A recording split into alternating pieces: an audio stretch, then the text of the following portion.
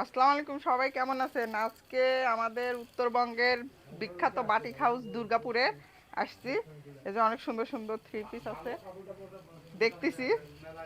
Already একটা নিছি।